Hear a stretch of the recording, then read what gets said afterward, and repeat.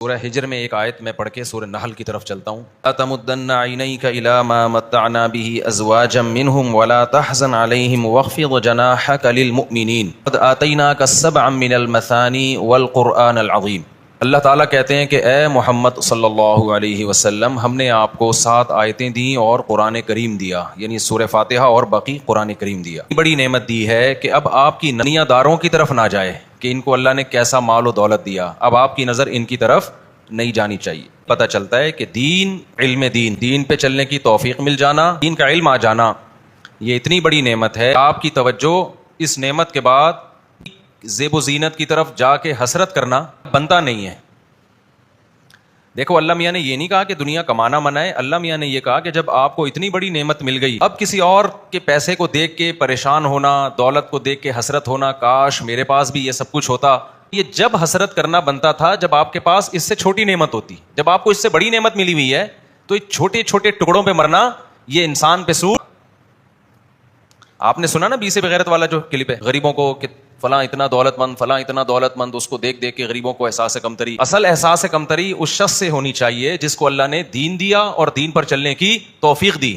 اسے دیکھ کے آپ احساس کمتری میں مبتلا ہو. دنیا مسافر خانہ ہے، اسے دیکھ کے کوئی بھی احساس کمتری میں مبتلا نہیں ہوتا. کوئی ایسی اپلیکیشن بھی نہیں ہے جو دیندار بننے کے طریقے بتا رہی ہو. جو ایڈ چلتے ہیں، ہر تھوڑی دیر میں کوئی ایڈ آ رہا ہوتا ہے. ایک آ رہا ہے، وہ نائی کے پاس بیٹھا ہوا ہے، کلپ میں آ رہا ہوتا ہے وہ ایڈ. وہ کہہ رہا ہے بھائی آپ مجھے کچھ دیر ہو جائے گی. کہہ رہے ہیں کوئی بات نہیں، میں اتنی دیر میں کچھ پیسے کما لیتا ہوں. کہ اتنی دیر میں کیسے پیسے کماؤ گے؟ کہہ رہا ہے یہ ٹھک ٹھک ٹھک $10 آ گئے میرے پاس. تو بہت ساری ایپ ہیں، ٹھیک ہے پیسے کمائیں. کبھی کسی دولت مند کو دیکھ کر رش کرنا، کاش کرنا نا، یہ آپ کے بے وقوف ہونے کی دلیل ہے. اگر آپ کہتے ہیں نا کسی کا اچھا خوبصورت بنگلہ دیکھا، کاش یار میرے پاس ایسا ہوتا، اس کا مطلب آپ کو ایک عدد دم لگانے کی ضرورت ہے، کیونکہ آپ میں اور حماقت میں، گدھے میں کوئی فرق نہیں ہے. فنا ہونے والی چیزوں پہ جو دل لگائے وہ گدھا ہی تو ہے.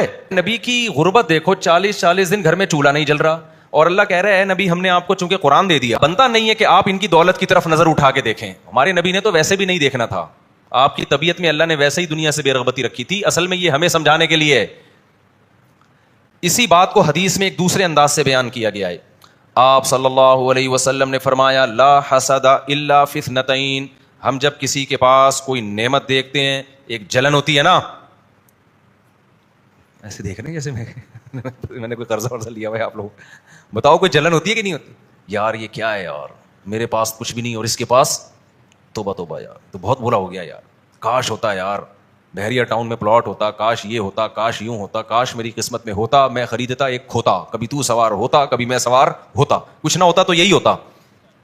کھوتا کہتے ہیں پنجابی میں گدھے کو. نے فرمایا کہ حسد سے مراد ہے یہاں رشک اور حسد میں فرق یہ ہے کہ حسد میں انسان چاہتا ہے اس سے یہ نعمت چھن جائے، میرے پاس آئے یا نہ آئے، اسے کیوں ملی. اور رشک کہتے ہیں اس کے پاس رہے لیکن میرے پاس بھی آ جائے. لوگ کہتے ہیں یار مجھے آپ کو دیکھ کے کیا آتا ہے، رشک آتا ہے. ایک ہوتا ہے فخر جس کو پراؤڈ کہتے ہیں عربی میں نا، وہ فخر الگ چیز ہے. ایک ہے رشک، یار مزے میں ہے یار تو رشک آتا ہے یار. تو یہ بری چیز نہیں ہے رشک، کہ جب کسی کو انسان نعمتوں میں دیتا ہے اس پہ رشک آتا ہے تو کیا مطلب، دل چاہتا ہے کاش میرے پاس بھی ایسا ہوتا. اٹ از کالڈ رشک. تو اس حدیث میں رشک کو مبالغتاً حسد کہا گیا، یعنی اتنا بڑھا ہوا رشک گویا کہ دیکھنے میں حسد لگے. حقیقت میں حسد مراد نہیں ہے، کیونکہ حسد تو بری چیز ہے نا. تو نبی نے فرمایا رشک 2 بندوں کے علاوہ کسی پر جائز نہیں ہے. یہ ہے کسی اور پہ رشک کرنا. صرف 2 قسم کے طبقے پہ رشک کیا جا سکتا ہے کہ کاش میں بھی ایسا ہوتا.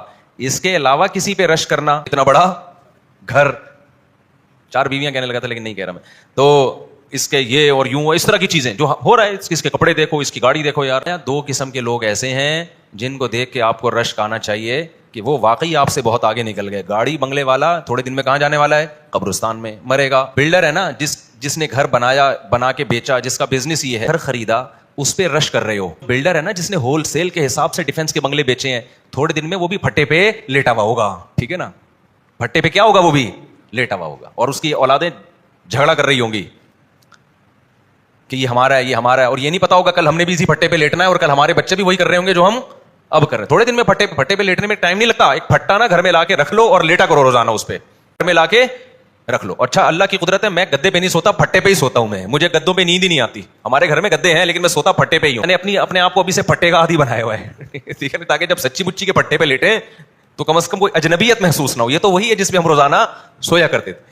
ڈر گئے آپ لوگ، مجھے لگ رہا ہے زیادہ ڈر گئے. نہیں ڈرو، موت ایک ایسی حقیقت ہے جس سے کوئی بھاگ نہیں سمتا. ہنس کے گلے لگاؤ یا رو کے گلے لگاؤ, تم لگاؤ نہ لگاؤ, موت کراچی کے کھمبوں کی طرح ہے.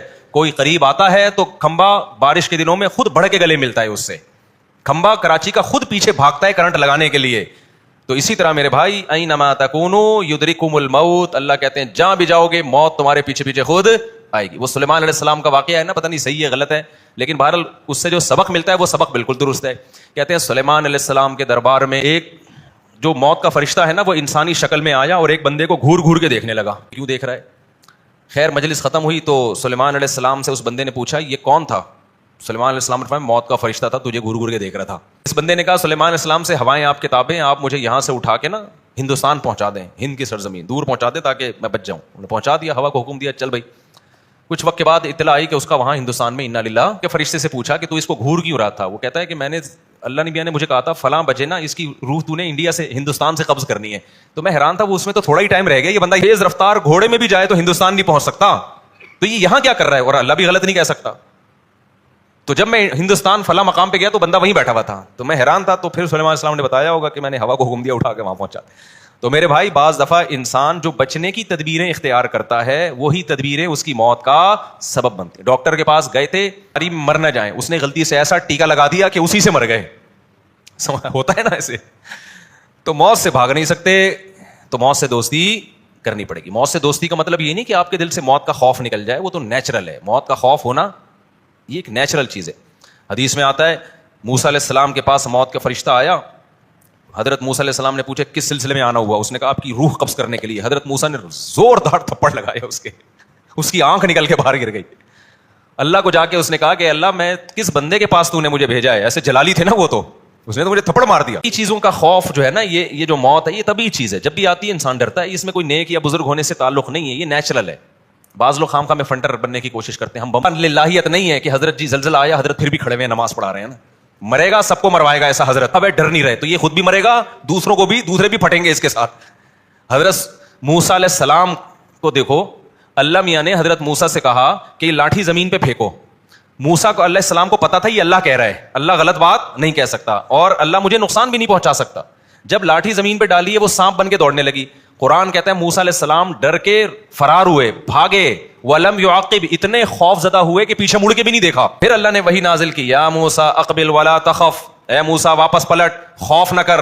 سنعیدها سیرتها الاولی, ڈر کے بھاگ مت بلکہ سانپ کو پکڑ لے, جیسے ہی پکڑے گا ہم اسے دوبارہ لاٹھی نہ دیں گے. یہ بھی اللہ نے تسلی دی, کیونکہ اللہ اگر کہتے نا ایسے پکڑ لے اس کو, پھر موسیٰ علیہ السلام ڈر رہے ہوتے کہ اللہ تعالیٰ پکڑوا رہے ہیں مجھ سے. تو اس لیے اللہ نے پہلے بتا دیا کہ جیسے ہی ہاتھ لگائے گا یہ سانپ دوبارہ کیا بن جائے گا؟